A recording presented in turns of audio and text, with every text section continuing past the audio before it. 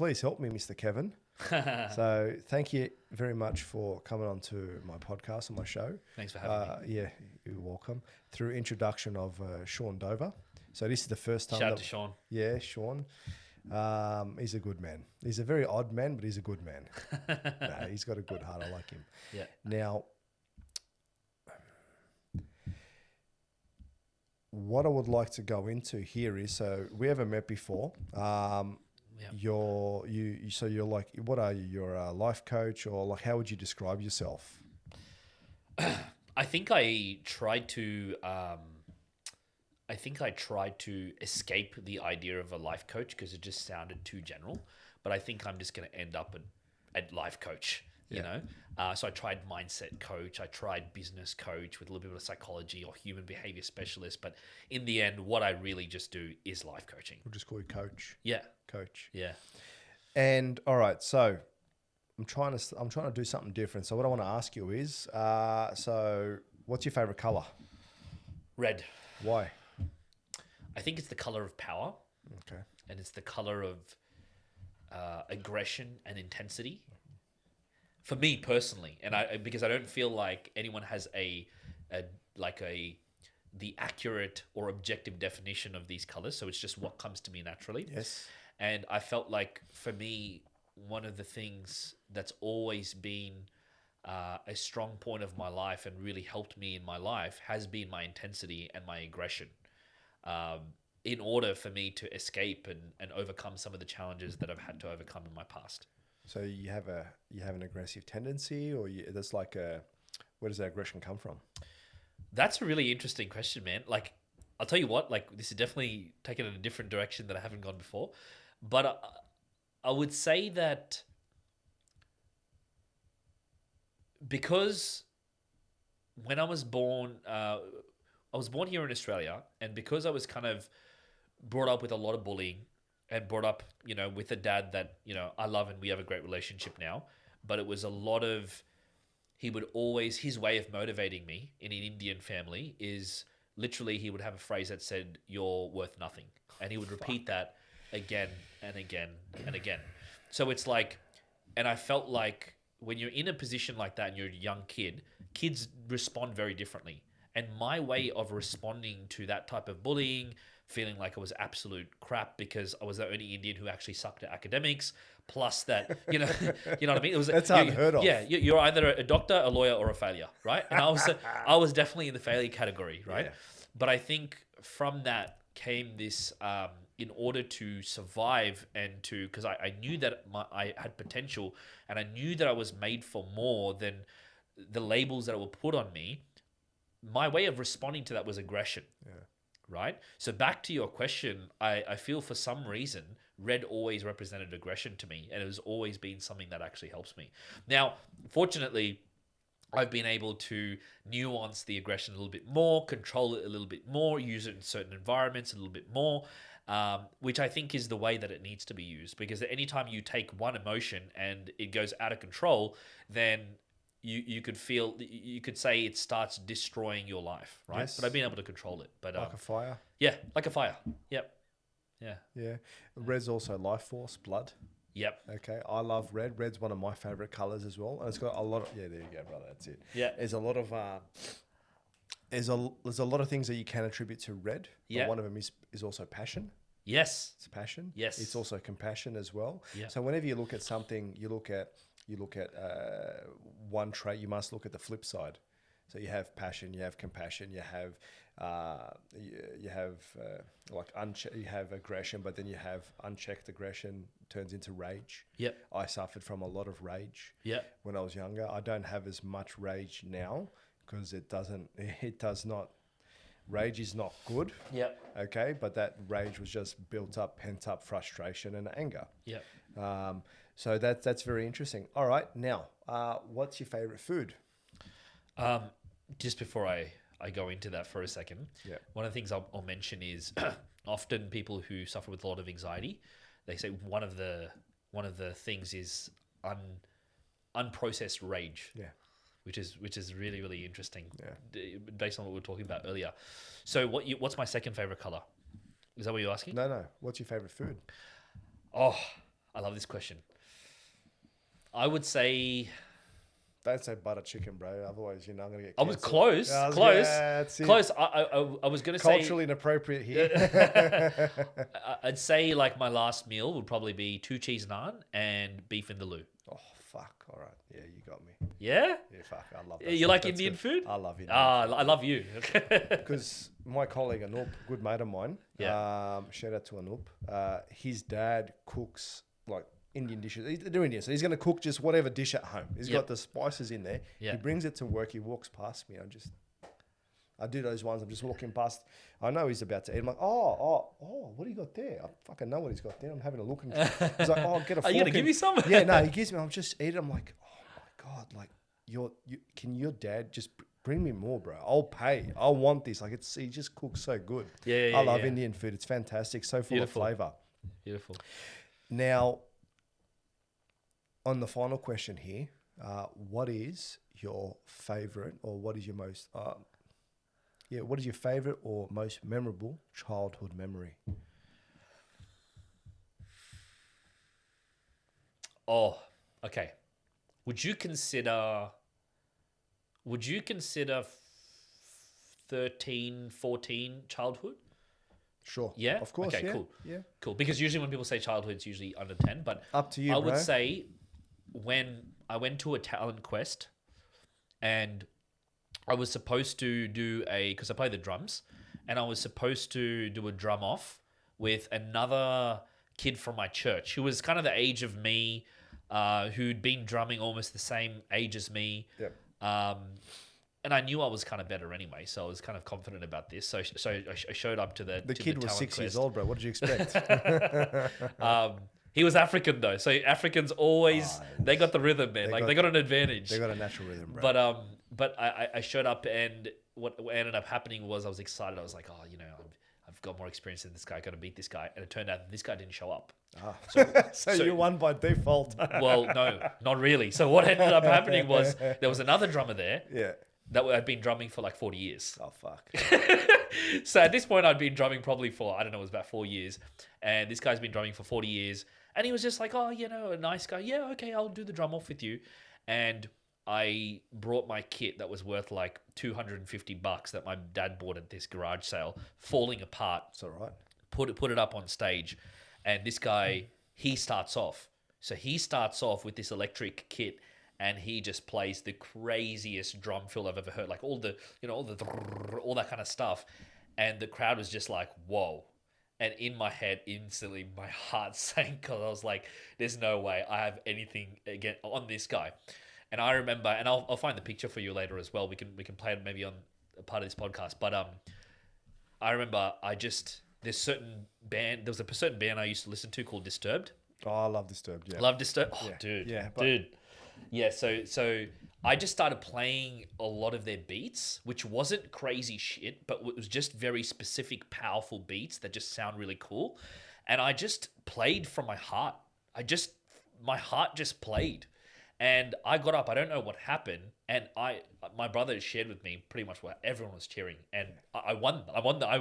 I somehow won. It was just one of the most unlikely underdog moments where the drum kit's falling apart while I'm playing. I had, I was the complete underdog in this, but somehow I ended up winning, and I was just at that moment, at that time, was just a beautiful moment for me. So probably one of my favorite childhood memories. That's amazing. Yeah. Were you into Tool?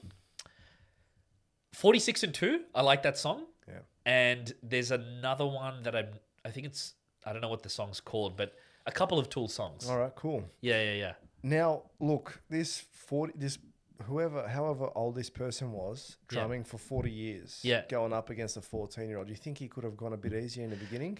Honestly, bro, he looked like a nice guy to me when I shook his hand. He's fucking nice. Right, he was. I will crush you. Yeah, man. I don't know what happened, but he just there was no going easy on me at that time. Maybe that was a good lesson for you as well. For sure. Yeah, that's it. And you said church as well, so. Yep.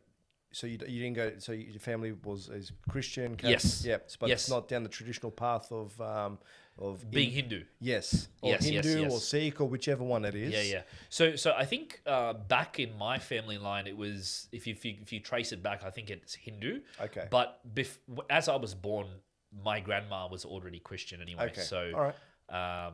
so I've grown up in church all my life. You still go to church now? Still go to church now. All right, man. Still go to church now. Very dedicated now. Had a bit of a up and down path with church. Didn't understand certain things. Yeah. Didn't believe certain things. Yeah. But then eventually found it for myself. Yep. So yeah, I guess that's just my little bit more of my spiritual background. That's interesting, man. Oh, very cool. All right. Yeah. Definitely high energy. Like, I feel perked up now. Like I was tired before, now I'm not. So Thank it's you, bro. good.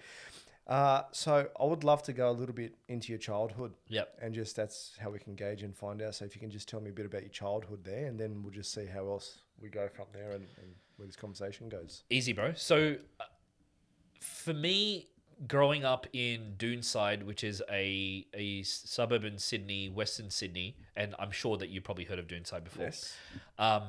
It wasn't like an overly tough neighborhood, but you know, now if you bring, like you said, I always use this example, if you bring Indian food to work, everybody wants some.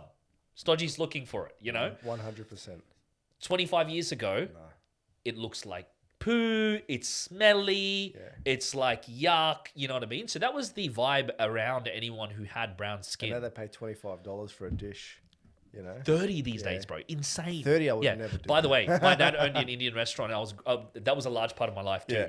So my dad was actually a chef. He owned an Indian restaurant. I grew up in that, which I'll tell you more stories You're going to about have to that. bring a dish next time, bro. I'm not even joking. Yeah. That's non-negotiable. Come over, bro. I'll cook. I will. I'm a good cook. Yeah, I Very will. good cook. Yeah. yeah. Nick, we're going over? Yeah, we're going For over, sure, bro. for sure. Maybe you know what we'll do? We'll have a little little cook ceremony here, and we'll have podcast and butter chicken. You know? never know. That's actually not a bad idea. Yeah, That yeah. also helps to bring out the conversation, and that brings For up sure. family and relationships. Yeah. All right. Yes. So grew up in this neighborhood, and at that time, I guess what I was saying is that I got bullied because I was an Indian. Yeah. And you would always called curry, and you're always picked on, but I didn't really help the situation either. I was the kind of type where, you know, you always hear about these quiet types. I wasn't the quiet type. I was the loud type that I just loved people, but loved people so much that I would smother them, and they would reject me. And rejection breeds obsession, because the more I got rejected, the more I was obsessed with getting people's attention. So I did a lot of stupid things during school to get attention, you know? And because of that, because I sucked at school, I was not academic. My dad always told me that I was dumb and stupid and good at nothing. This was the story that played out in my head. So when I got to the point where I got one of the worst marks in school, I was like, why? Oh, that's right. It's because I'm not worth 1 cent. When I got to a point where like everybody in school had a girlfriend except me, I was like, why? Oh, that's right. It's because I'm not worth 1 cent. Yeah. This is the story that played out. All right. Yeah. When I just struggled with friends all my life, and even there was a period where I remember going to the library to hang out in the library because I felt so embarrassed, feeling like I had no friends. I didn't want to be at home because my dad would always like be on my back. But when I got to school, it was very nerve-wracking even going to recess and not knowing who I was going to hang out with. Yeah. So I struggled with loneliness quite a bit. I had that too, man. I had that Yeah? too in primary school. Yeah. Yeah, it's crazy how many people, like when you talk to people now, it's crazy how many people have gone through it, right? Yeah. But back then you feel like you're the only one. You know? Still feels like that now. Yeah. Yeah. Wanting to go play sport, cricket, soccer, and you'd go over to them. And this is like, mind you, year 3. Yeah. What are we? 7 years old, 8 years old. You're still a baby. You're still a little, tiny little kid. I wasn't tiny. I was pretty big. And you'd go, oh, can I play? Oh, no, the teams are full. Yeah. And you're like, oh, okay. And then someone else would come along. Hey, Timothy, I want to come play. Yeah, come join. You're like, and that, I just remember that moment then. And Yeah. it fucking sucked. Yeah. And I can still feel that pit in your stomach. And I turned around, I walked off, and I started crying. Yeah. And then that stays with you. Yep. Wow, that's a really real feeling there. Yeah. It doesn't happen anymore now because I've found myself and I can relate with people. But Beautiful. because of all that type of stuff, I used to I found it hard to make friends when I used to go to like events and whatnot with the family to functions. Yep. And they're like, go play with the other kids. And you see other kids running around, and I'm just like, I had this I wanted to, but I was so shy. Mm. I was a very shy kid, and I would have this pit within myself and this feeling, and it's just like this yo-yo that goes up and down. Yeah. So it's very interesting. I don't know where it stemmed from, Yeah. but then I was still lucky enough to have a couple of friends from kindergarten that I was able to hang out with. But then slowly, as you grow up, they start to go here, go there. Yep. And you have to. It's a never-ending story of having to make friends all the time. You have to. It's inevitable. Yep. Yep. Otherwise, you will just stay alone. So you always have to go through that. Yeah, absolutely. And that's definitely something that I've been through many times where I agree with that. I totally resonate with that, where you let go of friends and then you find new friends. But I will say, like, I heard this preaching where one of my favorite preachers used to say, if there is 3 different types of friends. One is confidants.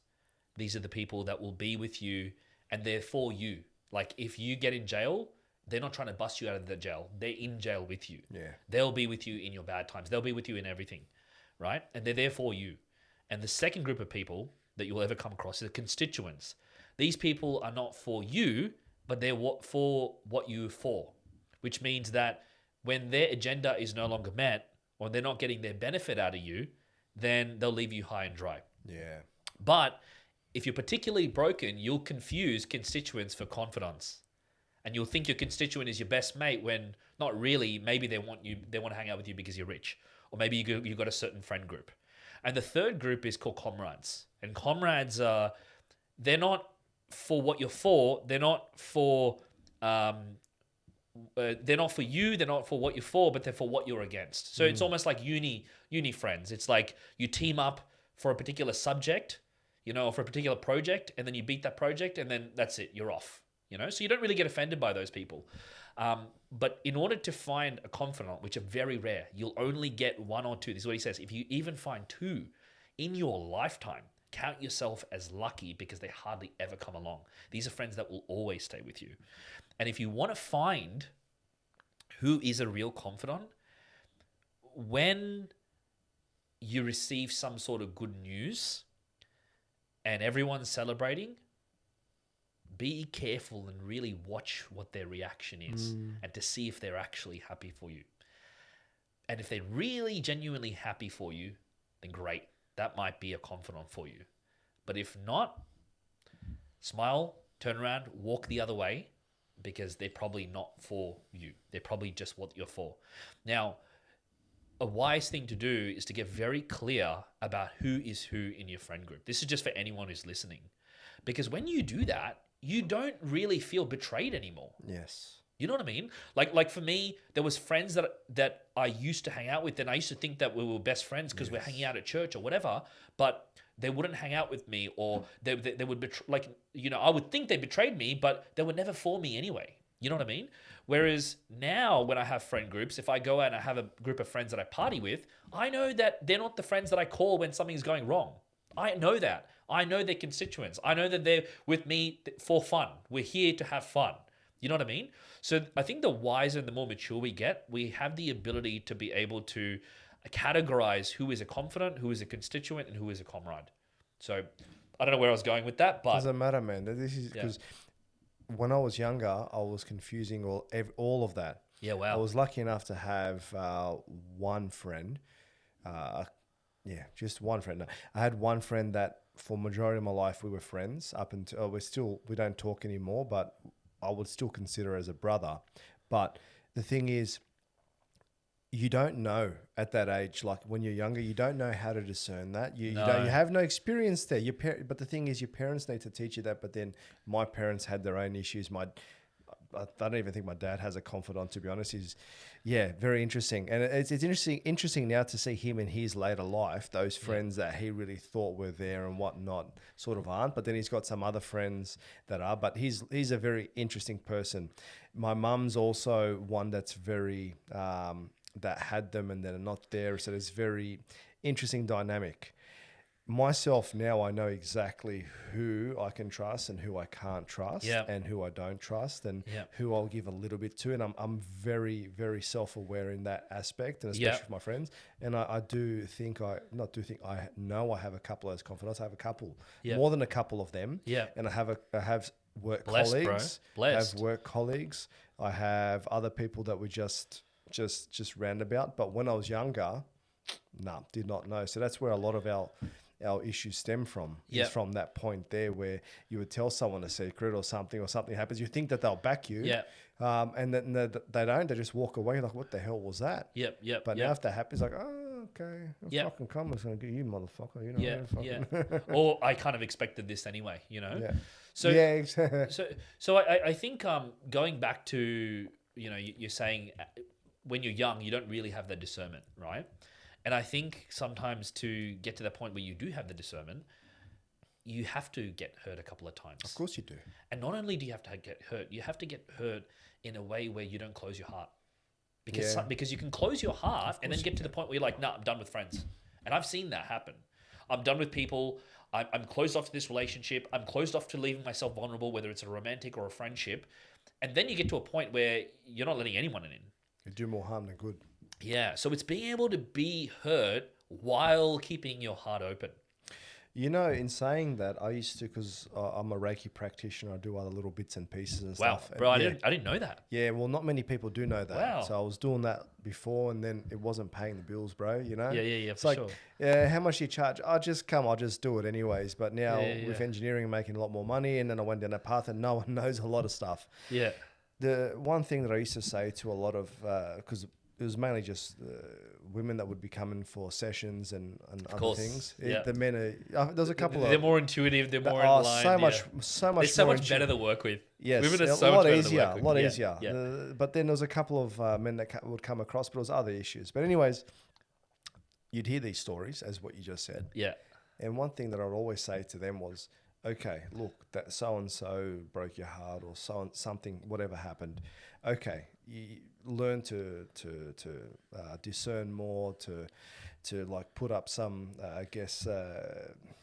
tests or something like that. I'm just paraphrasing here to see who really is. But one thing is, don't block off your heart, and you can't go down the path of not loving or trusting again, and not giving people benefit of the doubt, because that's actually a part of who you are. Yeah. And if you stop doing that, you're going to do more damage to yourself. Yep. Still go out there, trust, and just be who you are, and just understand human nature. Yeah, yeah. Sometimes it's going to happen. Yep. And then also, don't just jump in there and say and give it all. Just give it a little while and just see how it all plays out. Just give it a bit more time. Yep. So the main thing was, do not stop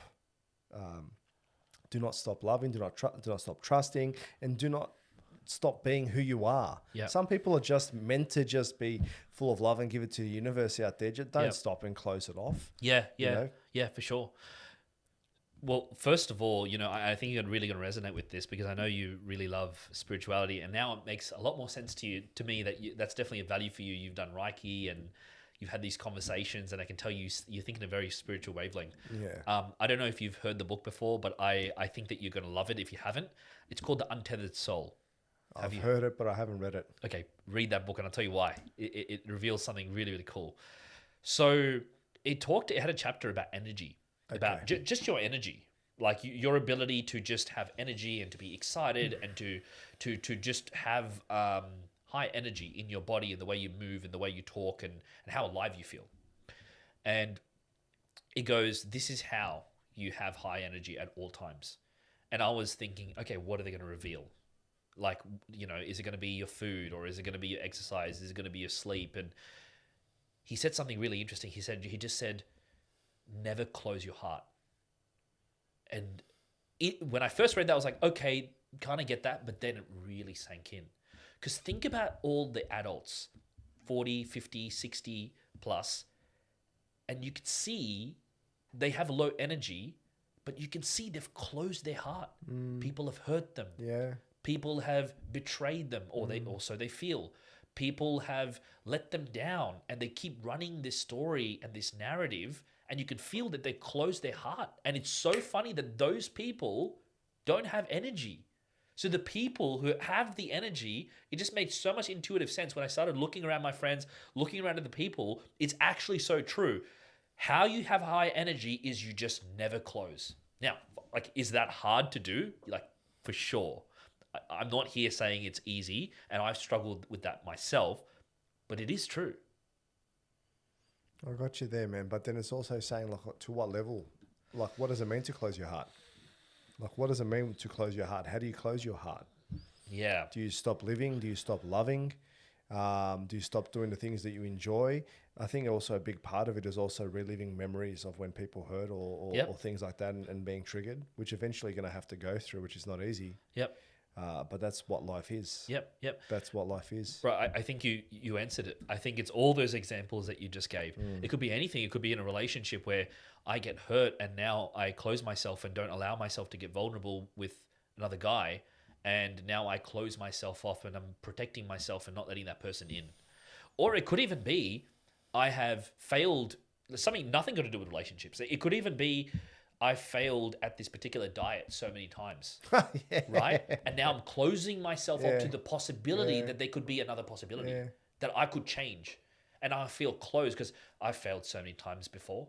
You know, there's a really great analogy of a rope that's tied around a baby elephant. And in order to, control it for the circus, they put a little rope around a baby elephant's neck to control it for the circus. And the baby elephant can't really tear that rope apart. But when it gets older, it turns into a massive, big elephant. And you look at the size of the elephant, you look at the size of the rope in the circus, and you could see that this elephant could destroy the entire circus and pull this rope apart. But it doesn't. Because it's been conditioned to believe that that little rope is actually holding it back. And this is where people get into this space of learned helplessness, where they've failed at something so many times, most probably because they've been doing the wrong thing. And now they just close themselves up to the possibility that they could change or they could have the result that they want. And they get into this space where they feel like nothing works. And these are the people you go to them and you're like, whether it's your health, your wealth, your mindset, your relationships, do you think there could be a better possibility? Yeah, I've tried it. I've tried it all. What have you tried? Oh, I've tried everything. Name them. Oh, I've tried these couple of things that don't work. So people just close themselves off. And I think I just wanted to share that. That's all right. So do you get these people to come and say, oh, we've dealt with your childhood. Your childhood's just finished up. We've moved on to something else. Yeah. But do you get people like that in your line of work? Yes. And how do you help? Can you help them? Have you helped them? And how do you help them?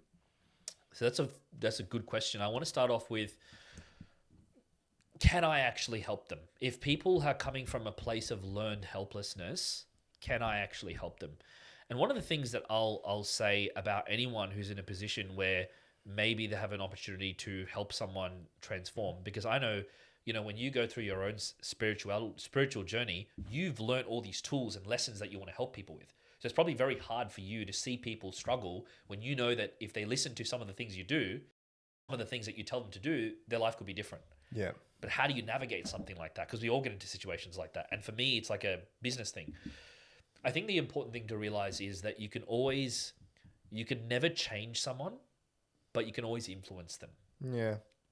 So how I approach clients like this is I do two things. I get very clear on what they truly value and what their leverage is. Because everyone in life has leverage. Some people are doing it because they want to prove someone wrong. Some people have a leverage where they want to do it to make their family proud. Some people want to do it because they want to do it for their family to, you could say, succeed for their family. So the only thing really that I can do is I can get them to the point where I pull their leverage and show them that if they don't change, then they're not going to be able to experience the changes that they're going to experience, and slowly just chip away with them. And sometimes they open their heart and they go, you know what? I got to change. It comes down to me. And then they slowly become a little bit easier to work with. And some clients, if I'm being honest with you, not every client in my life have been able to 100% help. Of course. Sometimes it gets to a point where they're just like, man, I don't think I'm ready for this type of work, and they move away. And sometimes they come back 6 months later and they're ready to do the work and they're ready to change. So there does have to be a point where I'm always ready to come 100, but they need to take the steps. They need to be willing to take the personal responsibility and be willing to believe that change is actually possible. So, hope that answers your question. Yeah, it does. So I'm not a coach by any means. I'm not. But I've had experiences with mentors, with teachers and other people, just wise people, yeah. And through learning with them, so now when I have people in my life at work as well, if I see someone, even just through exchanges with just randoms at work, for example, someone comes to sell something, a driver, this and that, I can see that they're struggling sometimes. So then what I do is I will take the time. So maybe not the first time. There's so many examples that you can go out there, but it doesn't. I'm not going to go into that. But I will take the time to once, twice, three times see what's going on, see what trend they have, what story keeps on playing, and then just like just a bit of cloth or a bit of lint, just pull that off somehow through a word, through a gesture. Sometimes it's just a gesture. And just with that intention, when I go and do that, just whatever it is, it starts to unravel. And then slowly you just start to see, you do that each time, and then you'll see that story start to unravel. So that's that's one little thing. And that's going to be on my new course, which is going to be available for $45.95 now. And I had a great experience to learn from my mentor who passed away, and he would do these things, but he would do them backwards. He would sort of like, because we were all seeking, but we didn't realize that we were seeking. Like you're seeking something, you don't know what it is. And when you break it down to when you've done it enough times in your life, and you're an elder now, you're promoted, you're 50, 60, 70, you're a medicine man, you're a shaman, you're a priest or whatever, you will sort of see that there's these common trends in people, and you sort of start to see that you'll start to recognize when someone's seeking. So what he would do is he'd recognize these things, and then through his experience, and he was a truly gifted man, he would work you into changing, he would work you into transforming without you even realizing. And then give it time, 1 year, 2 years, 3 years, 5, 4. We're talking now, this was over 10 years ago. Over 10 years ago. Wow. I'm still unraveling those pieces that was set up. Wow. And that's like some deep spiritual shit, man. Wow. Okay. And he was like a reverse psychologist. I don't recommend this for everybody, but since we're talking about this stuff, like we'll go into that. And it's sort of like he will say something to you. Like I remember when I've you definitely give me an example, because this really sounds interesting. Yeah. Yeah. So when I did my Reiki level 3 teacher, and I was... So he was the Reiki master, I'm guessing. No, he wasn't. He was a jack of all trades, mate. So Master of like everything. a coach? No, he was I guess you'd call him like a traditional shaman. Okay. Medicine man. Although you don't really use those terminologies. Yeah. But he's here in Australia? Yeah, but he's passed away, and his story, his childhood, his story was so messed up and turned around, and no one really knew much about him. Yeah. So that's why I cannot confirm nor deny what was really going on. Right. But he was someone that had a pure intention, pure heart. Yes. Okay. And I remember when I finished my Reiki teachers, so I was like, I went and spoke to him and said, hey, so-and-so, I've just finished my Reiki teachers. I can't wait to start helping people now. And I was 24. Yeah. At 25, and he looks at me and he goes, oh, that's great. He goes, yeah. Just imagine what you can do for people when you're 40 years old. And I just looked at him, and just the pit of my stomach just dropped. I'm like, 40, but I want to help people now. And then he just walked away and did his other things. And I was just like thinking about it. That's a really odd thing to say. But he knew me at this point, but he said that to me. Yeah. And then it took some time, and I was pretty pissed off. Like, oh, well, no, I can help people now. What are you saying, that I have to get older and I can't do these things till I'm older? But no, the thing is, I went through my dark night of the soul. Yeah. I got older, I got wiser, and now at 34, I don't think that way anymore. You're 34. Yeah, 34 years Nice. old. And the thing is, I understand what he meant. Just imagine what you can do for people when you're 40. Yeah. So it means, bro, you like relax, like you're there, but you still got so much more to learn. Yep. And it's Yep. all a level, and it's all a stepping stone to getting further and further and further to life. Yeah. And he'd give like little things, like this is one example, but he'd Yep. give little things like this over a course of time with stories, with education, with through life stories as well. Yeah. This man robbed the bank, mind you. No like way. there's so many fucking people that rob banks back in their times. You got, Wow. you know, so everyone's a fucking bank robber, but he robbed I banks think back that might in be his coming day. back again with inflation, but Yeah, you never know. But he'd give Yeah. little things like this, and he Yeah. was a very just different aspect to stuff. So wherever we were going with that, that's cool. Yeah. Like there's so many, like the energy here is just picking up so much. Yeah, but yeah. that was something that he gave to me there. Yeah. So it's just everyone. And then with that now, when I go to, when I talk to my colleagues at work, when I have younger engineers working at me, I'll see sometimes that they'll be struggling. I'll see that there's some little aspect there. So I'm like, okay, how can I help this person? I'll be thinking here. And then you do little things and you start to build up Yep. all this stuff around them. And then you sort of start to push them into this little area, and you take it. And then after a while, you start to see that they do change, or they do grow into it, you Yep, know, yep, or yep. sometimes you have to help them go through a difficult situation and you have to guide them and support them. Yep. But it's very important. So to help people is a very complex topic, but sometimes so very simple. Yeah. It's the paradox between it can be simple and complex. You know, I want to touch on definitely, just helping people, right? One of the most important ingredients, because it can be complex, but sometimes I think it's important to hold on to a timeless principle that anybody who's listening to this can apply, right? And that is genuinely, as cliche as this sounds, that is love. Yeah. I'll tell you what I mean. When you describe that shaman or your mentor, you used a particular description. And the description that you used was he had pure intentions. When someone has pure intentions and they communicate with you, there's something about the energy. You just talked about how you're feeling the energy. Yeah. There's something about the energy that it makes you feel safe. It makes you feel seen. It makes you feel like everything is okay. And it creates the space for healing to happen. Yes. And the one way that I discovered this was, okay, so for example, I'm personally Christian, and people can, they're welcome to believe whatever they want to believe. I don't judge people on that. I'm Christian Orthodox, mate. It's all good. Well, beautiful. So one of the interesting things was when you see there's a lot of people who are Muslims who become Christian. And when you look at what's the theme between what actually brings people from being a Muslim to a Christian, it's always the love of another Christian. A Christian showing up, giving them food, looking after them, checking in on them. And because there's so much love that's been given, it's not the Christian preaching at them because there's enough of that. Oh, you got to be a Christian, you got to do this, you're going to hell, but all this crap. Instead of that, it's just showing love.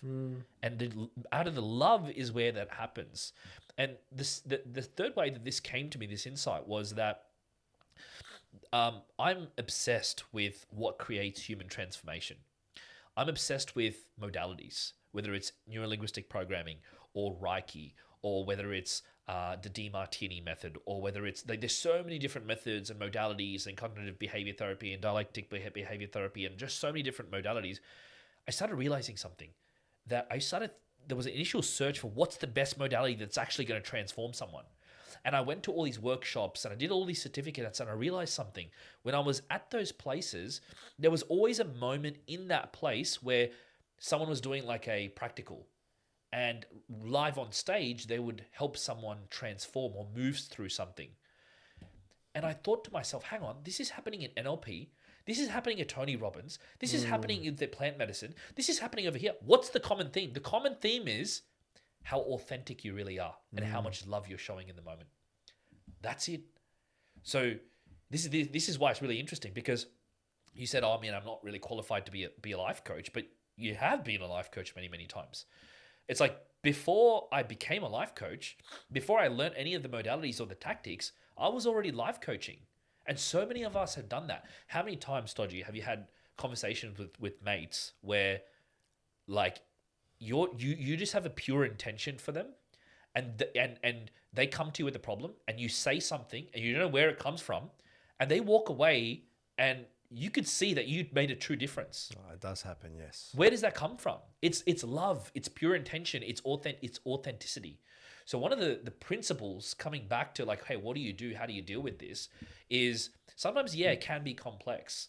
But if we just think about where is our intention coming from, that can really be the defining factor.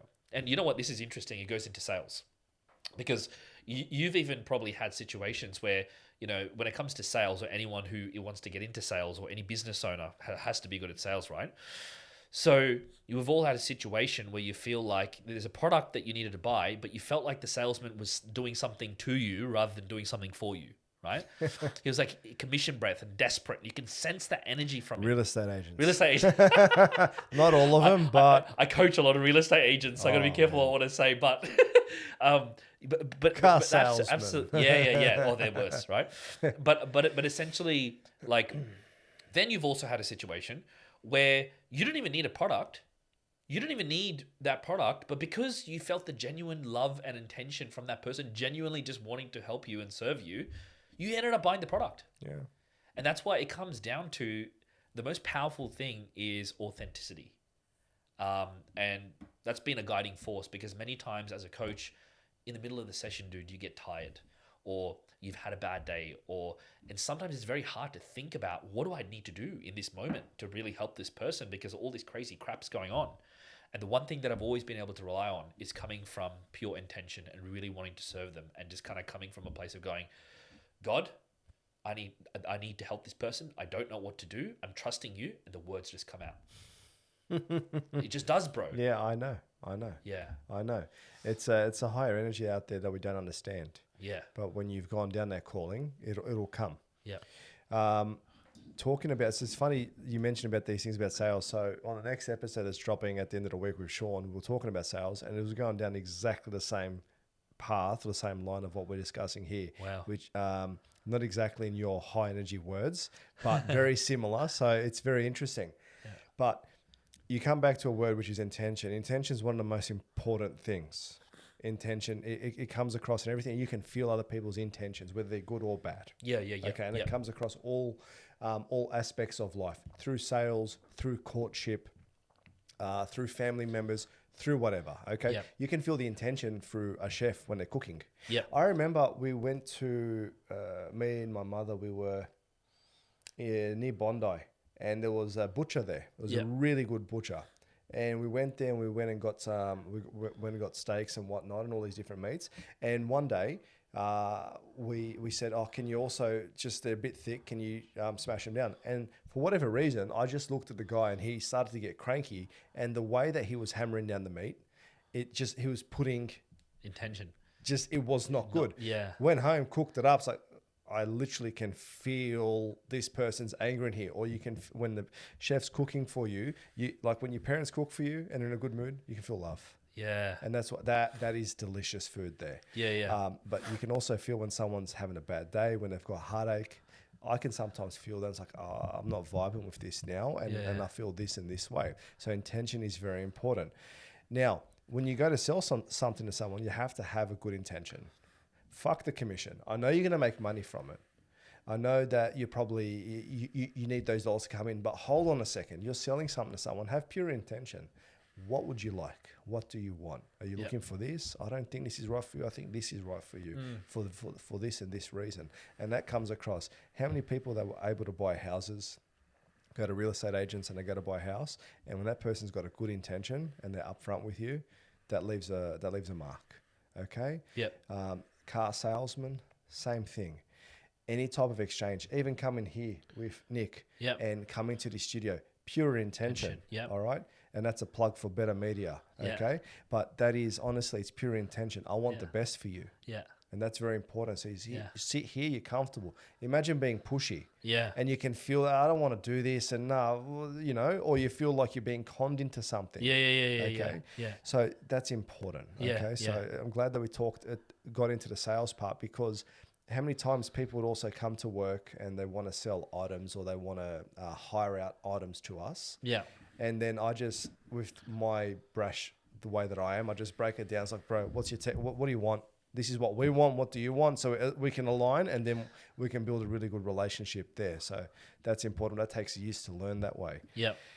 I appreciate that. What I want to come back to is I still want to go back to, so we're talking about your childhood, because I really want to find out from that point, how did you get into this? Because Sure. you've got a lot. You've got like a plethora Yep. of tools and information there. But how did you get that? Because what, you were good for nothing, you were dumb, you were stupid. Yep. I don't know, but Yep. this is what your old man was telling you, which he shouldn't have, or maybe he should have. I don't know. Look where you are now. But I would like to know, like, Yes. where was your mother in this as well, and what happened after that point for you to get to where you are now, where you I believe that you really feel that you're worth something, and that you're valid. Thank you, bro. Thank you. Appreciate that. Yeah. It's interesting. I've never on a podcast been asked about what my mother's role was in this, but my mother was always very loving and very compassionate and very almost opposite to my dad in every way. And one of the patterns that I've actually noticed is people who seem to have good resilience have one parent that is really, really, you could say, almost very dominating and non-compassionate, Yeah. and then you've got a very compassionate mothers. And I've seen that usually children of that type of dynamic tend to have a lot of resilience. So it could be contributed to that. That's one of the things I'll say. But coming back to your question, man, essentially what happened was I was at this point where I felt like, okay, suck at school, have no friends, felt like I'm dumb and stupid and good at nothing. And I got to a point where you were talking about procrastination. Let me tell you, I don't know anyone who has procrastination level like this. Because I got one of the worst marks in school, I couldn't get into uni. But everyone at this time was getting into uni. So I wanted to find a way to get into uni. So because we had Hex, I tried this course, a personal training course, a business management course, a HR course, Western Sydney College in order to get into Western Sydney, SIBT, which is the college that you go to in order to get into Macquarie College. Guess what? I did all these different things and I couldn't even complete one. I spent 70 grand on Hex and couldn't even complete one little 6-week certificate. I don't know anyone who has a procrastination problem like that. But here's the interesting That's expensive problem, mate. For sure. But here's the interesting thing. At this point, I felt like I was hopeless. And then someone introduced me to a book called The Game. Okay. Which is interestingly a book on how to pick up girls. Right? That's a very important skill to have. Yes, for sure. And it was interesting. I couldn't complete any of this. But I read that book and I finished that book in 1 week. Explain to me what's going on. And this is where I didn't know this then, but what's actually happening was I had a high value on personal development. I had a high value on socializing and social dynamics. Yeah. I didn't have a high value on academics. And if you judge a fish by its ability to climb a tree, it'll go on its whole life thinking it's dumb. Which is... I haven't heard that one before. I like that. Yeah, which is exactly true, bro. And this is where I was at. And what happened was I read this book, and also a book that you probably would definitely know, How to Win Friends and Influence People. Oh, fantastic book. Smash that book, yeah. And I actually started reading that book and practicing it. Reading a book and practicing it. And I would actually go to Rouse Hill Shopping Centre and practiced the lines and everything that I learned in some of these books and tried on picking up girls. And I would learn and practice, learn and practice till I slowly got very, very good at picking up girls. And I got to a point, at this point, I'm going to the gym, I'm building up my confidence. And this is where my confidence slowly started to grow. And I got to a point where I was even teaching my friends, when I was at Macquarie College, I was teaching my friends how to even pick up girls. I'd be doing it right in front of them while they're actually even talking to the girl. So I got to a point where it was really good, had a lot of confidence, and eventually I got into a sales job. And my sales job journey kind of, went up and down. It was kind of average until about now, probably 8-9 years ago, where I was at a point where I was doing really good, and I thought I was doing really good, and all of a sudden, a manager who was like almost like a brother to me pulled me into the management room, and he just goes, "Dude, you might get fired because you're not performing." And to me, that was at this point, remember, I'm already on an upward trajectory. That was the biggest hit to my ego. I like felt it like in here. And immediately I go, "What are you talking about?" I'm salespeople and their egos. What are you talking about? I don't get the good leads. You didn't train me. I started blaming everything else but myself. All right. At this point, no one knew, but I was severely, severely addicted to drugs. Yeah. So it would be Wednesday World Bar, Thursday night brewery, Friday night Chinese laundry, Saturday night Sevs, and Sunday night Sash. Fuck me. And that would be like 4 years straight of just partying and doing MDMA like 3-4 times in a week. So it's just so I was going to ask you what kind of Oh, drugs. every party thing, whether it's whether it's GHB, whether it's all types of psychedelics, whether it's smoking weed all the time and mixing jungle juice with nangs, and it would just be a massive cocktail. Got to a point where even there was a day where I even did 14 MDMA caps in one day. Even if you do one, you'll be flying for one night. 14 in one day. See that someone sold you some bullshit. Yeah, man. Honestly, Gave you no dose or fuck. That's there was an interesting trip that we had, which maybe I'll go into later. But I feel with your high energy now, you still haven't come down from that. Maybe, man, it's still in your system. There, fuck, 14. That's crazy. Yeah. So I mean, there's so many things I can talk about there, but pretty much I ended up in hospital twice, and this is when I was like, okay, this is not fun. I'm not. How old were you at this point? I 29 last year. Yeah, so I was about 20, roughly around 22, 23-ish. Okay. Right. Around that period. Anyway, at this point I was like, during this time I was about to get married. I was about to get married. I was I needed the job. I was severely addicted to drugs. All my friends abandoned me because initially I brought them in for the partying, but they were like, "You're too into this shit. You're a junkie at this point." So they just stopped hanging out with me because they knew it was a really bad influence. So I remember at this point I was getting fat as well. I started eating heaps. I wasn't really happy. And anyway, I got to a point where I was really trying hard at this job, but I just wasn't making the numbers. It was a very difficult job. And I remember this is where my wife bought me a ticket to a Tony Robbins seminar. And I remember thinking to myself, why would she spend $1,000 on a Tony Robbins seminar? Yeah. And I came out of that seminar and I thought to myself, I would have spent up to $5,000 on it because it changed this story. It helped me realize that whatever story I've been telling myself, which is you're dumb, you're stupid, you're good at nothing, I can change the story. It sounds so simple, but whatever story that we've all been told, it's hard and it feels so unnatural, but we can change it. Like we can actually change the story. Of course you can. And it was like head knowledge, but it was like hit me here. And I came back, I reversed my performance management plan. I hit bonus every single time after that. I set a record in the company. I made $4 million for the company, and then I got promoted to international sales trainer. What were you selling, if you don't mind me asking? So it was a company called EmploySure, and pretty much they sold almost like the best way to explain it is like a outsourced HR solution for small to medium businesses. Okay. So for example, you might have a tradie that goes, what do I pay my staff? What do I do if this guy hits this guy? It's on me. What do I do? What policies, handbooks, procedures do I have to have in place? Yeah. So it would be like almost like a system that they would outsource to businesses, right? Which, massive business now. But at that point, I became international sales trainer. And at this point, I realized something that I actually, more than actually doing all the personal development, I like to teach it. I love to teach. I love teaching concepts. And this is when it came to a point where I realized, man, if I love this so much, then I should probably do something with it. And a lot of signs lined up, and eventually I started my business.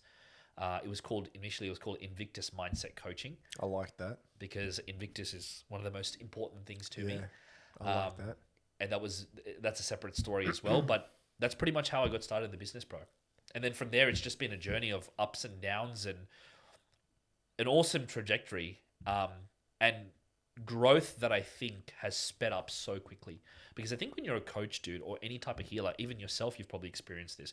Even when you're doing a podcast, you're going to experience this. Where when you're in this kind of healing place, or you're hearing people's stories and all this kind of stuff, it forces you to grow so much faster than the average person. Because you're hearing their stories and you're going, oh shit, I am struggling with that too. Yes. So I gotta work on that, because if I'm helping this person, then I gotta be at least one step ahead of them. So it forces you to like be hyper aware of all the problems that you're seeing in them, and then it forces you to grow at a pace that's like faster than the average person. So yeah. By doing this podcasting, and a lot of podcasters, if they do watch this, or they will experience this, you can't hide. You're on camera. You can you know, it's going on the internet. You can hear all the nuances in your voice. You're speaking into this. You're telling stories. You're listening. Yeah. And then you watch it back again, and you can see it. Yeah. So we're talking, and when I'll be not editing because Nick does all that, but I'll be watching and I'll be looking at the words. You can feel things like, and I've done that for the last couple of episodes. I'm like, okay, and I can see from that, and it is like a psychology session. Yeah. But you can't, because if you are trying to hide from something or you're not facing it, you're not going to grow. If you're not growing, your fan base will not grow, your business will not grow, and this goes into everything. Everything. It's not going to grow, Yeah. and the universe will not let you grow. Yeah. You have to face it, Yeah. whatever it is, Yeah. and you have to go back in time, heal those traumas. You have to understand different aspects of yourself, but it's also it's personal development in a massive way. Yeah. So I think that most podcasters in their own self, they're there it's because they want to heal some aspect of themselves, or they want their voice to be heard because they haven't heard it themselves before inside. They want to. I mean, like let's break it down. Like while we're here, I want to tell stories. I want to hear your story, because I want my story to be told as well. I want to hear myself tell my own fucking story. Yeah. And that's important, you know. Yeah. And then you'll find from there what other people want through their own, I guess, what their personalities are showing and what their shows are about. But what a fucking journey, bro. Like, you know. So from your childhood, you were told these stories by your dad, and then you had a beautiful, compassionate mother. And I'm sure your dad is beautiful in his own way as well. The thing is, going from that, not having friends, not being worthy, all these things, not picking up girls, to now being able to pick up chicks. How does that get you to just full-blown drug addiction and going out all the time? So where does that correlate, and how does that come together? That's a very good question. Yeah. I've never been asked that before. I think I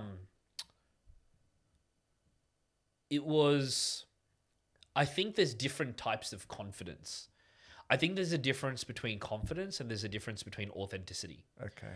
I think, and I think this is going to resonate. I think you definitely, because you're in the spiritual game, you'll definitely understand what I'm sharing here.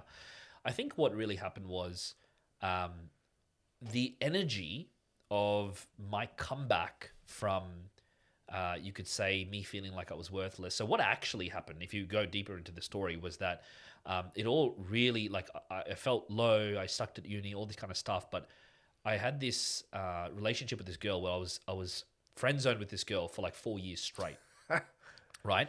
And it was the worst type of friend zone. I was obsessed with her. Yeah, she didn't like me back, and somehow I kind of forced her into being with me for like 3 months. So that was like, I was like in heaven, you know, for a couple of these 3 months. But during these 3 months, I found out that she was kind of cheating on me. She was with some other guy, but she wasn't really into me the whole time anyway. And it was just very a really weird relationship, really weird dynamic. It was a weird dynamic. Yeah, definitely. It wasn't really even a relationship. I thought it was. And it was a really weird situation, and it really hurt me. It really hurt me. That was one of my most hurtful things, really. Yeah.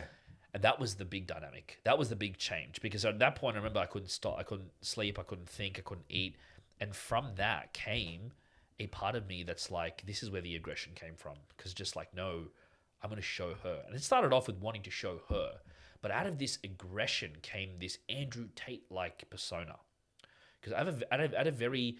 It's funny because all the stuff that you see Andrew Tate saying and talking about and all that kind of stuff, it's like I was saying those things like ages before. I had that almost like that exact mindset, right? And it's very useful in many ways as well. Of course, yes. Where it's like it's coming from aggression. You can see the confidence is coming from a wound. It's coming from you hurt me, so I'm gonna get you. Yeah. Yeah, it's coming from that energy of like you made me feel small. I'm gonna be so big that I can't even hear you anymore. It's coming from that revenge energy. You know what I mean? That revenge or that confidence or that overcompensation energy, right? And I think because of that, and because it was a lot of that overcompensation energy, you're not really authentic with yourself, and you always feel like something is off, and it was almost like a high that I got from the confidence and the girls and all this kind of stuff. So it just put me into this place of like seeking highs. And that's how I think I got into this place of just like constantly seeking and wanting highs. And I think that only really settled down when I stepped into kind of where I am now in my life, where I'm more in a place of rely more on authenticity rather than confidence. No, I agree with that. And one thing that I want to say is that it's sort of like it's not wanting to show her or get revenge on her. It's wanting to show your dad. It goes back to that's a deeper level. Like that is absolutely, a very deep, but that's the first person That's to what go it on is. there, Yeah. which we don't have to go into, and I don't think we have enough time. Yeah. Honestly, we'll be here all evening, and Nick's got to go to sleep. Or maybe I've got to go to sleep. I'm the one, but I think it's going back to him. So that's why I always find out. I always ask people when I'm doing my work or just talking to them and the conversation's going deep. It's sort of like, well, who was the first person that hurt you, or where did this first start? Yeah. And then they tell you, and then you work from there. So for you, it's your old man. Yep. For me, it's going to be my old man as well. Yeah. Because he wasn't the best. Yep. And I had a really beautiful overcompensating mother. Yeah. So that's great. But it's also, I was going to ask, because you touched on it saying, I was going to get married, but it sounded like you did get married to that woman. So amazing. Oh, not that woman, but okay, someone else. Yeah. So that one broke apart and everything. Yeah. How do you find Tony Robbins? How do you find Tony Robbins? Are you a fan? Still a fan? Yeah, good question. I'm definitely I love Tony Robbins. Yeah, I love him. Me too, man. Yeah, love him. So my perspective on Tony Robbins is I absolutely love him. I love that. I think he has a very authentic soul, and I love the way that he's been able to balance his whole materialistic business side with spirituality. And it's almost like so many people who are into business, he's found a way to be able to get them into spirituality, which is a really crazy thing to do. Yeah. You know what I mean?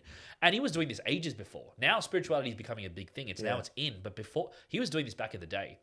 So I respect him a lot. I do think that I would say his methods and his actual trainings, I don't think they're the most practical things that's actually going to get you results in specific areas. Yeah, okay. But I do think it's a stepping stone in a journey. Of course. Right?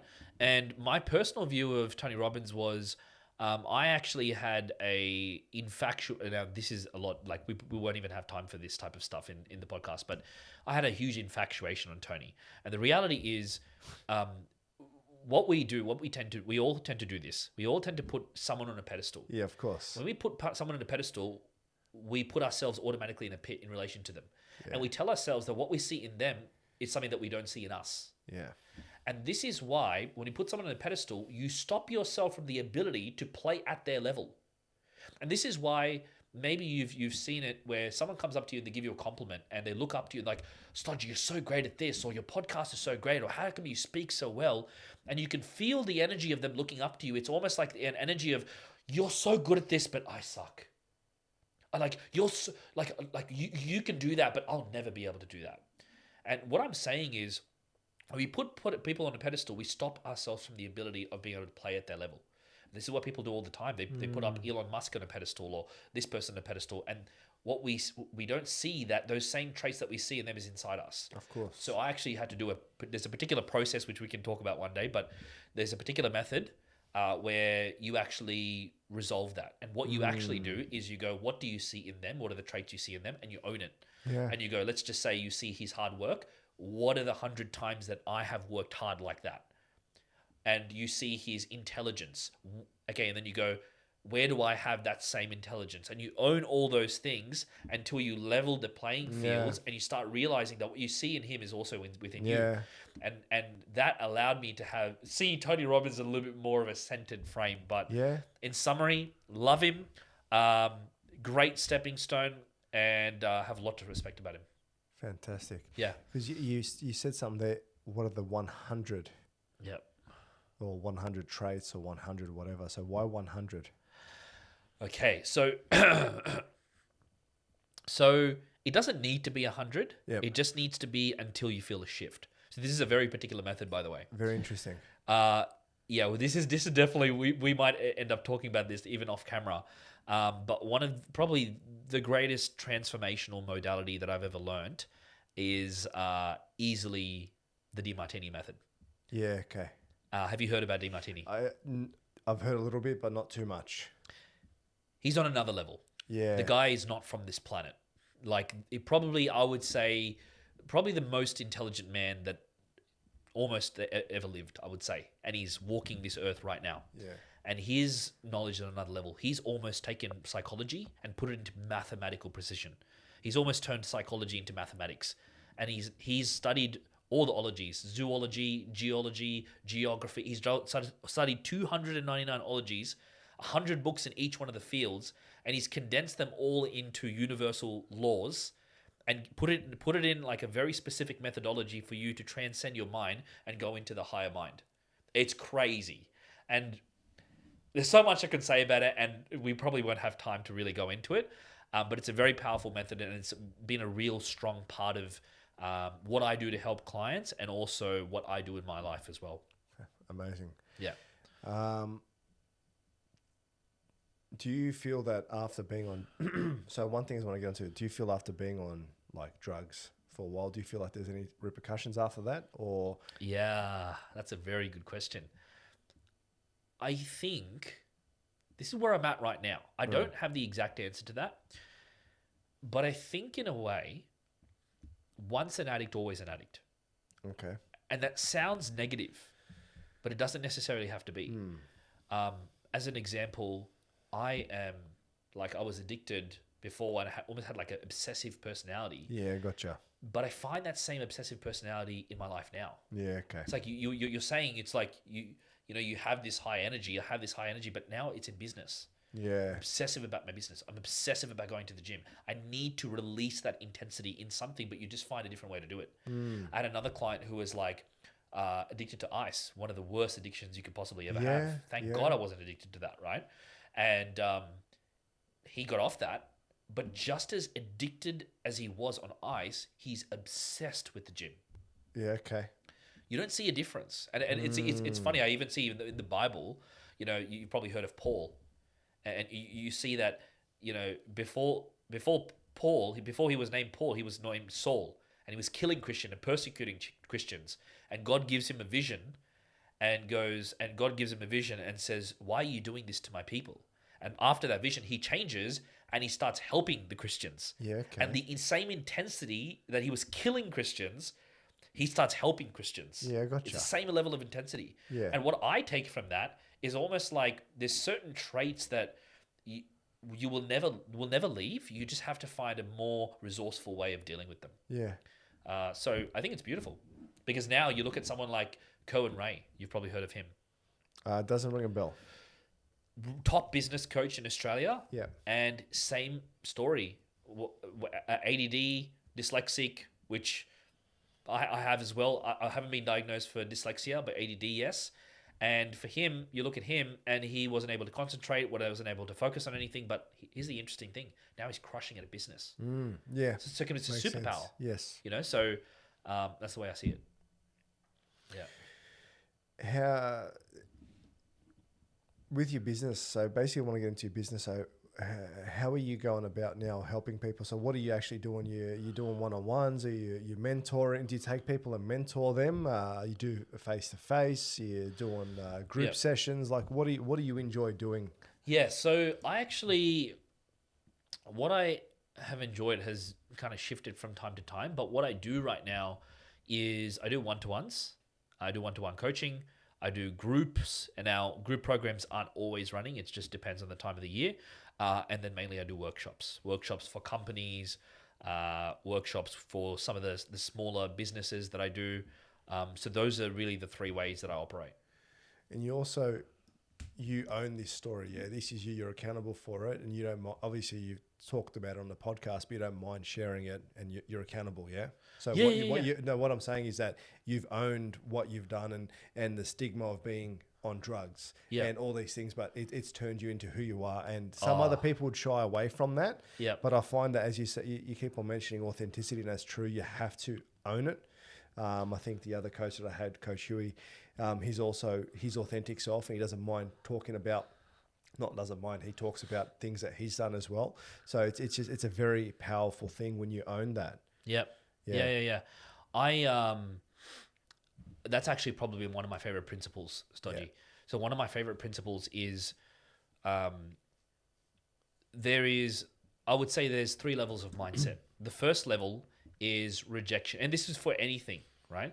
The first level is rejection, which is, I hate COVID. It was the worst thing to ever happen. It destroyed my life. Look at all the scars that it left me.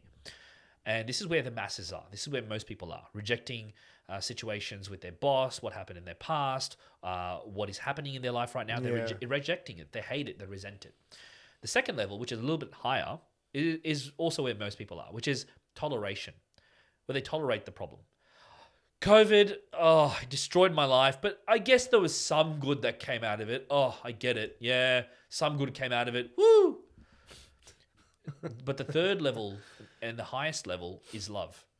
They love COVID. Because if not for COVID, my business wouldn't have gone online. If not for COVID, I wouldn't have actually gotten to be with myself in a new way and learn more about myself. I wouldn't have actually spent more time with my family. I wouldn't have actually forced myself to learn how to generate a new income stream. And without COVID, I wouldn't be where I am today. Yeah. So I genuinely believe one of the most powerful principles is everything is perfect, divine, and right on time. And anything you can't fully be grateful for is baggage. And anything you can be grateful for is fuel. And the more grateful people can be, not just for I'm grateful for my mom, I'm grateful for my dad. That's easy. Anybody can be grateful for those things. But the people who have the ability to be grateful for the bad, they're at another level of spirituality, like you say. Like even Tony Robbins talks about this principle where he says, your ability to realize how the worst thing was one of the best things that ever happened to you is your ability to tolerate and overcome suffering. So if someone has that ability to look at something and to realize that it's not in the way, but actually on the way, and that's an ability that can be trained, they will truly begin to master their mind and they will have great results in many areas of their lives. I don't disagree with that at all. Yeah. Would you have any tips for little tips and tricks? Don't want to give away all your secrets here. No, go for it, man. Would you have any tips for anyone that wants to drop baggage? Because if you look at people, if you say, okay, just visualize how many fucking bags of luggage do you have with yourself at the moment. Sometimes some people turn around like, holy fuck, I've got a lot of bags. One thing about myself is I love bags. I've got a lot of bags at home.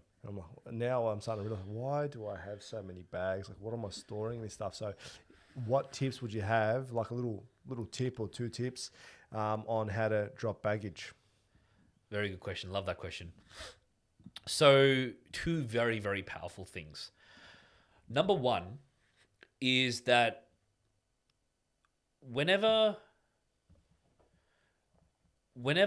so every human being has a set of values. Okay, this sounds very basic, but it's a lot more complex than it sounds, a lot more profound than it sounds. Okay. Everybody has a set of priorities, priorities that are most important to them to least important to them. Now, for me, it's business, personal development, and relationships and health and fitness. Okay. And low priorities could be cleaning, you could say cooking. And as you go up the list, and as I'm doing something up the list, whether business, personal development, whatever, I will be more inspired to do those things. I will be more disciplined to do those things. I will be able to handle pain and pleasure in order to do those things. As you go down the list, you'll only do it when it's easy. You'll complain. You'll have more self-doubt. You procrastinate. You, like, for example, for some people, health is not a high value. So no matter how much they try to make health a high value, they won't be able to do it because in their head, this is not the area that they value. So they'll always procrastinate it. There's always areas where they'll be like, I should do it. I'll do it next time. I'll get to it later. But as you go up the list, you say things like, I love to, I get to, I did. And everyone has different areas. See, for example, for you, you were mentioning that one of the areas for you that you probably struggle with is maybe health. But the interesting thing is, see, for example, a lot of people will say, oh, I procrastinate. Bullshit. You're not procrastinating on this podcast. You found a way to sort out this podcast, to sort out this place, to get in touch with me, to organize the guests. You're not procrastinating there. So you don't procrastinate on your highest values. Yeah. You procrastinate on your lower values. Yeah. Here's the ultimate point I'm bringing around. The more you are doing something in your higher values, think about this, right? Think about what are those higher values are for you. For me, it's personal development business. For you, there's a proper test to be able to figure out. But roughly speaking, I know that it's something got to do with spirituality, something got to do with podcasting, right? When you're doing something in those areas, and you've had a day full of maybe doing podcasting or talking about spirituality or absorbing spirituality, at the end of the day, don't you feel a sense of self-respect and self-esteem and you feel good about yourself? Of course. But when you're doing something that's a low value for you, whether it's cleaning or whether it's something that you don't really like to do, you feel your self-esteem goes low, your self-respect goes low. So a long answer, but the point I wanted to make is you first got to get into that place in your life where you're very clear about what you love and you're spending a lot of time doing the thing that you love. That automatically puts you in the best place you possibly can for the next step. Yeah. And the next step is, and there's so much more to it, but this is a very practical step that people can take. So number one, find what you love and spend more time doing what you love because it puts you in the best place you possibly can. Then the next thing to do is to reflect on, this is just one of the things, reflect on what are the biggest events that caused you baggage. Was it ex breaking up with me? Was it dad betraying me? Was it me getting sexually abused? Whatever it is. Write down 5 instances. Then write down 25 very specific benefits of how this thing served you to your highest value. So for example, one situation was remembering when I was in school and I was playing tip with the kids and the kids weren't playing with me. I thought they were playing with me. They were just running away from me, but they weren't even playing the game with me. And when I realized that they were running away from me and they're not playing with me, bro, that sank my heart. And that was one of the most lonely, disgusting situations ever. But here's the thing. I asked myself, how did that situation serve me? Well, because of that situation, it forced me to learn about social rejection early on in my life. That served me because that forced me to get into personal development. The personal development served me because it got me to do sales really well. And sales served me because it got me confident to be able to build a business really well. And now I get to do what I love to do now, which is coaching. So if you follow all of the negative experiences in your life and you write down how it served you, it always leads you back to your purpose, which is what you're doing right now. That would be one of the greatest, most practical ways to drop a lot of the baggage. Get clear on what you love. List all the things that you've struggled with in the past, maybe 5 events, and write down 25 very specific ways on each one of those events how it's actually served you in the thing that you actually love today. And I guarantee you, see, no one's going to do that process because it's boring, it's arduous, it takes time, it takes a lot of discipline to do it. But if someone does do it, you will experience a massive shift. That's amazing. And one thing that I got from that is transmutation.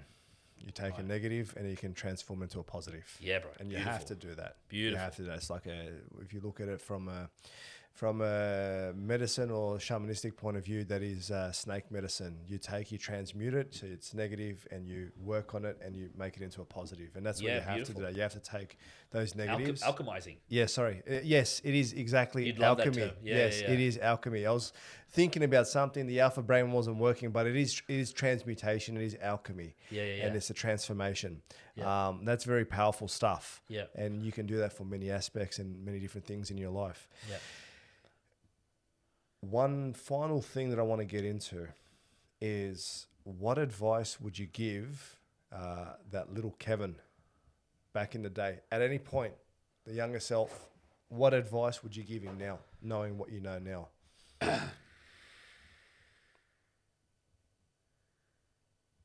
I would just say one phrase to him, Yeah. which is just, everything's going to be fine. That's it. Yeah. Because even if he went wrong, which he did many times, he ended up where I am today. Yeah. So there's not much to say to him except you're going to be okay. Yeah. And that's to also encourage anyone else to say to their little child as well, that everything is going to be okay. Because here's the thing. I remember one person that was working next to me, and his name was Ruben, and shout out to Ruben. He had neck tattoos all the way to here, and he had a really bad past, and something along the lines of like both of his parents commit suicide. Just a crazy story, right?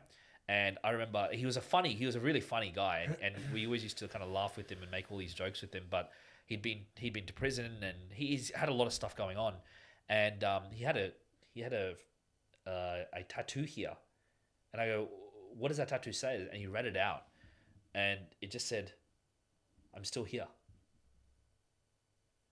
I literally got goosebumps as I'm sharing that, because it's sharing that through everything that he's been through, and he's been through a lot. He's still here. And that just goes for anyone, because many times we go through periods in our life where we think we're not going to survive that. How am I going to get through COVID? How am I going to get through this? How am I going to get through that? But you've survived 100% of your problems. You have a 100% strike rate of all of your challenges. So I think it's an important encouragement to share with everyone that if you're still here, you're going to be for a little while longer. That's some alchemy, man. Yeah. That's some alchemical shit. And you know what, Kev? Thank you very much. Like, we could talk for hours, bro, but that's I think I've got what I want to get from that, and hopefully other people from this one here. They'll probably have to take a couple of pauses and breaks, and we'll definitely get you on in future. Where can people find you, man? If you just type in Kevin Paulraj coaching, you should be able to find me on Instagram, and then I have all my links from there. So yeah. God bless you, my friend. Thank you so much, brother. For coming on. Thank you, bro. Thank you. You too. All the best. You too. Thank you. Thank you very much. Thank you. All right. Bye-bye.